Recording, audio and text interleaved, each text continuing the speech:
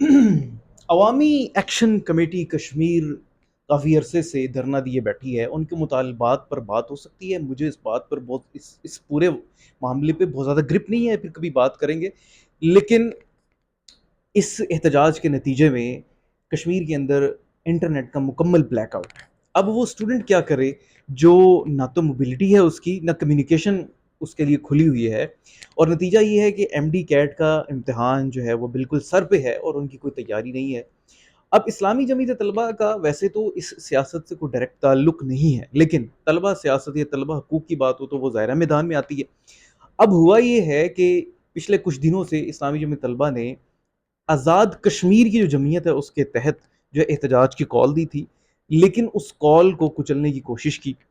اور یہ ایک بڑا خطرناک کام کیا. اچھا, ابھی تک تو مجھے جنریشن زی کی کسی ڈائریکشن کا علم نہیں ہے پاکستان کی, اس لیے اور میں کوئی امید بھی نہیں رکھتا کہ ابھی تک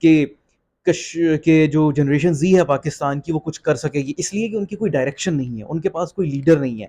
اور نوجوانوں میں تو بالکل بھی لیڈر نہیں ہے. اور جو ایک لیڈر جس کے پیچھے وہ لگے تھے وہ ان کی ساری امیدیں لے کر وہ ہے جیل میں بیٹھا ہوا ہے. اب معاملہ یہ ہے, لیکن اب مجھے ایسا محسوس ہوتا ہے کہ اگر جمعیت کو انہوں نے چھیڑا ہے اور جمعیت نے پہلے کشمیر کی جو جنریشن زی ہے اس کو پیچھے لگا لیا اور اس کے بعد پاکستان کی جنریشن زی کو پیچھے لگا لیا, تو بڑے مسائل ہو سکتے ہیں. اس لیے میرا یہ خیال ہے کہ جو عوامی ایکشن کمیٹی کے معاملات ہیں اور اسٹیبلشمنٹ اور جو موجودہ حکومت ہے اس کے معاملات چل رہے ہیں ان کو اچھے طریقے سے انہیں نبھا لینا چاہیے اور جمعیت کو نہیں چھیڑنا چاہیے, ان کے ساتھ بات چیت کرنی چاہیے. اگر وہ ان کے ساتھ پنگا لیں گے تو ان کو یہ معلوم ہونا چاہیے کہ دیکھیں عوامی ایکشن کمیٹی کے جو سربراہ ہیں شوکت نواز, ان کے بارے میں ان کی پرسنل لائف سے تو آپ نے کچھ چیزیں نکال لی تھی ان کو شرمندہ کرنے کے لیے, لیکن جمعیت کے نوجوانوں میں سے آپ کو کچھ ایسا نہیں نکلے گا. اوپر سے ان کو جتنا ماریں گے 10 اور آگے کھڑے ہو جائیں گے. اور پھر یہ ہے کہ ان کو تو مرنے مارنے کا ویسے ہی شوق ہے, ان کے اندر جذبہ جہاد اور شہادت آپ لوگوں سے بھی زیادہ ہے. اس کی وجہ یہ ہے کہ بنگلہ دیش میں جب کوئی اور نہیں چل سکا تو البدر اور الشمس کی صورت میں جمعیت کے لوگوں نے قربانیاں دی تھی. اور یہ بات تو آپ چچا ضیاء الحق سے بھی پوچھ سکتے ہیں کہ جب انہوں نے کہا تھا کہ امیر العظیم ہو یا امیر العظم میں کسی کو نہیں چھوڑوں گا, تو پھر انہیں چھوڑنا پڑا تھا. تو اس لیے جمعیت کو ابھی جو خبریں آ رہی ہیں وہ یہ ہے کہ جمعیت نے کال دی, اس کے بعد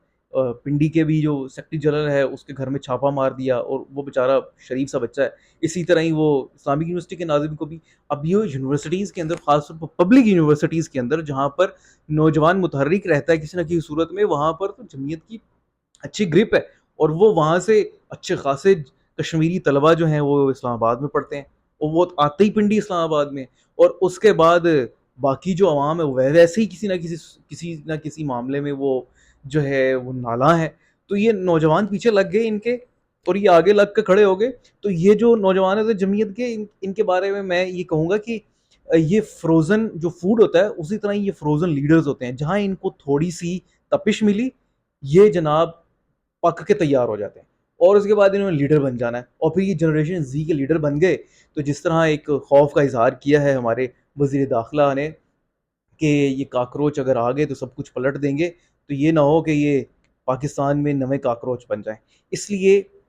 میرا یہ خیال ہے کہ جو لوگ ایوان حکومت کو چلا رہے ہیں انہیں اچھے طریقے سے معاملات کو سلجھا لینا چاہیے, بجائے اس کے کہ ایک نواں کٹا کھل جائے.